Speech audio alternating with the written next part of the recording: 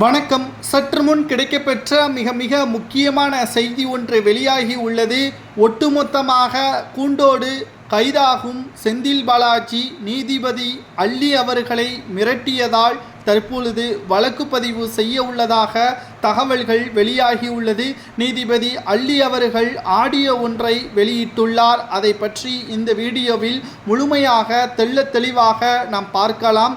திராவிட முன்னேற்ற கழகத்தில் மிக முக்கியமான அமைச்சராக இருக்கக்கூடியவர் செந்தில் பாலாஜி அவர்கள் கடந்த ஆண்டு ஜூன் மாதம் 14ஆம் தேதி இரவோடு இரவாக அமலாக்கத்துறை அதிகாரிகளால் கைது செய்யப்பட்டார். இது ஒரு பக்கம் இருக்க, அதிமுகவின் ஆட்சியில் அவர் செய்த ஊழலும், அவர் வேலை வாங்கி தருவதாக 100க்கும் மேற்பட்டவர்களிடம் பண மோசடி செய்து அந்த பணத்தை சட்டத்திற்கு விரோதமாக பணப்பரிவர்த்தனை செய்ததன் காரணமாக திமுகவின் ஆட்சியில் அவர் கைது செய்யப்பட்டார். மேலும் இந்த வழக்கை முதலாவதாக விசாரித்தது எம்எல்ஏ மற்றும் எம்பிக்களுக்கான சிறப்பு நீதிமன்றத்தில் நீதிபதி அள்ளி அவர்கள் இந்த வழக்கை விசாரணை செய்தார்.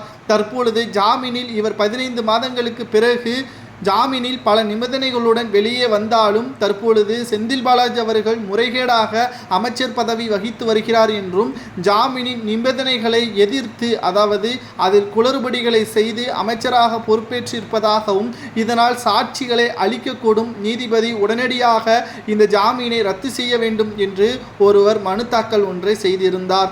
இதனால் 2 நாட்களுக்கு முன்பாக தமிழக அரசிடம் பல்வேறு குற்றச்சாட்டுகளை முன்வைத்தார் நீதிபதி அள்ளி அவர்கள். ஒரு குற்றவாளியை எப்படி நீங்கள் அமைச்சராக தேர்வு செய்யலாம்? வழக்கு நீதிமன்றத்தில் நடந்து கொண்டிருக்கிறது. அவரது உடல்நிலையை கருத்தில் கொண்டுதான் அவருக்கு ஜாமீன் வழங்கப்பட்டது. ஆனால் அவர் மருத்துவமனைக்கு செல்லாமல் எப்படி அமைச்சராக பதவியேற்றார்? இந்த ஊழலுக்கும் உறுதுணையாக தமிழக முதல்வர் ஸ்டாலின் அவர்கள் இருக்கிறாரா என்று பல்வேறு கேள்விகளையும் நீதிமன்றத்தில் தெரிவித்திருந்தார். இதற்கு பதிலளிக்க வேண்டும் என்று தமிழக அரசிற்கு உத்தரவுகளையும் பிறப்பித்திருந்தார்.